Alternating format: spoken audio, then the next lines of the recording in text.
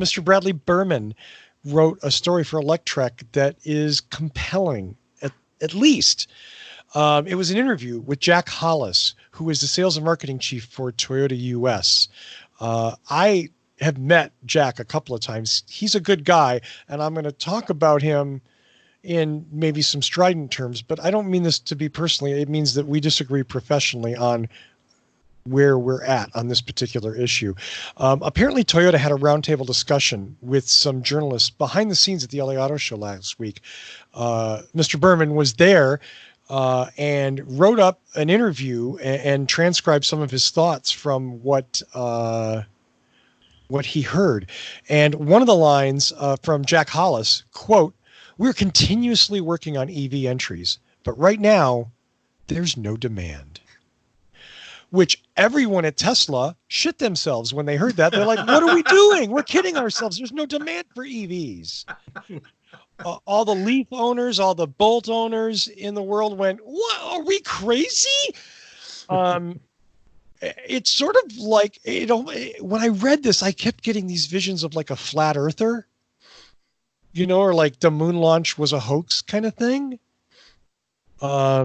They left a word off the quote. There were no demand for Toyota EVs, which again is totally untrue. Yeah, that's also totally untrue. The Prime is doing great. We both personally know there were. Is it enough to sustain? I don't know, but there were thousands of Toyota owners, if not more, who desperately wanted to buy a Toyota EV. Toyota does not make one. I converted my Prius to have more EV range because I wanted one. They didn't do it. I don't want to. Did anybody else read this? Did you guys have any specific thoughts? I don't want to look through that. I mean, that's retarded. I mean, oh, Jack, I'm sorry. I wonder, reading this and then reading the other comments from other Toyota executives, they just seem to be all over the board.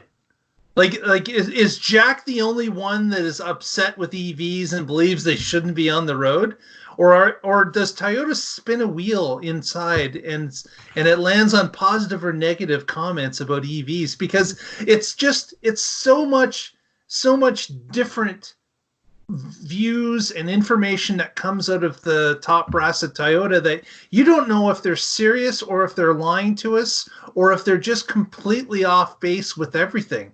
I just don't get it. Like, you would think there would be a uniformed, this is what we believe with EVs, this is the road we're going, but people are free to take the road wherever they want. At the VP level, they should all be singing the same story, right? Yeah, I don't get why it changes so rapidly. We get a great good news story from Toyota when it comes to EVs, and then this comes out, and it's like completely wipes out the good news story and says, I don't know what they were talking about, but we don't believe in them. Like, it's crazy. Yeah. But they all believe in, like, hydrogen bullshit. Well, they all believe in hydrogen because they're getting paid by the Japanese government, but left hand, right hand on the plug-in stuff. Like, just with one manufacturer, just with looking at what Tesla's doing, why wouldn't somebody say, there's a market, there's people that want it, and there's people that will line up and pay for it? Why would we not jump into that fray? Yes, I think so. In most corporate structures, it's not one person's vision. It's not one person, a single leader setting the path, saying this is how things are going to work. And I might be talking about Tesla, I might be talking about any number of companies. But what I've seen at Toyota, and I don't have any inside information here, I'm not, telling anything out of school, but what I've seen at Toyota is that it is a very collaborative structure. There's a lot of factors playing into this. Number one, so it depends on which faction. The EVs are cool and maybe someday we'll make one, or the EVs are not the future and what the hell are you thinking? The hydrogen fuel cells are the future and we're going to charge full speed ahead at this. We're still the market leader in producing clean transportation that's cleaner than anybody else's fleet. All these factions kind of vie for control. Also, keep in mind, Toyota USA is like a customer. Yeah. Toyota Japan is the parent company, and it's not a parent company. They're an auto producer that Toyota USA buys from. Now, Toyota USA, as one of their biggest customers, certainly has an influence, but they don't necessarily get to go do this, do this, do this. And then you've got Southeast Toyota, which is like a whole nother company. SCT, yeah. Well, so this, the nomenclature has changed. It's TMNA is the U.S. company now. It's Toyota Motors North America. TMC, Toyota Motor Corporation, is the Japanese company. Mm-hmm. So sometimes it's just the difference in the markets, the difference in perceptions, which is significant because Japan's a different place. They have a whole different geography, a whole different structure. And none of this makes excuses for what Jack said. I disagree with it vehemently. Here's the other thing. Yeah. Why is Jack preaching this in California, land of the EVs? Because he doesn't have a choice. Mm. I won't speak for him, but I mean, he's, in my personal opinion, Jack Hollis is giving out the Toyota Party line, which is we're a green company. We make lots of clean cars, more than anybody else. We have the highest fleet MPG, except for Tesla. So don't talk to us about we're not green enough. We're going to make EVs and then that's where it gets ugly. Yeah. That's where it gets ugly. That's when the excuses start like, what? I'm sorry, there's no demand for EVs. Well, somebody's making them and selling them. Now, maybe there's no demand at a price you feel that you need to sell them at to make money. And I suspect it's probably more of that than anything else. Well, they should say that. Oh, they're too expensive. I agree nobody wants completely. them. But they won't say that. We don't think we can make the margins we want on EVs right now. Right. Like, say you that. Can't do it profitably. Because there's demand. It's just, it's got to work for the consumer and for the manufacturer. We don't sell $70,000 cars that don't burn hydrogen. And then this statement comes out as they're releasing the RAV4 plug-in.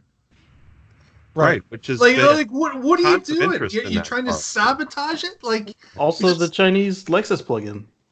Right, all of the new UX full EV. Yeah. Right. Yeah. There's.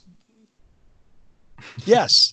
Guess what? It's confusing, and that makes for a horse race, in some ways. I don't appreciate it, and I would rather hear a unified party line that said Toyota's going to move forward on battery EVs, like they said 6 months ago when they introduced that whole line of electric cars that were going to be here by 2025.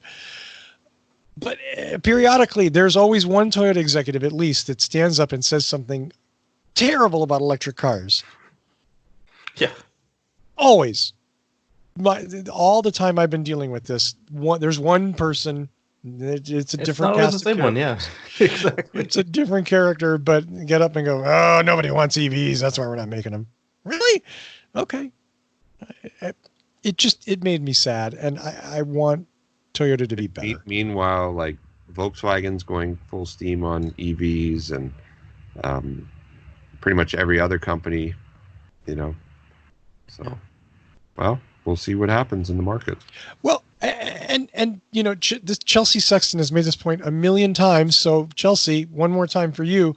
EVs are the only product that car manufacturers say we'll make them when there's a demand. Yeah. Everything else, they're like, fuck it, we're going to make this. Okay. And you're going to like it, and we're going to market it, and we're going to spend billions on marketing it. We're going to make EVs, a pickup truck with two seats and a convertible top and a tonneau cover that's difficult to remove that nobody's ever asked for. Yeah. We're going to make a car with pods for front wheels.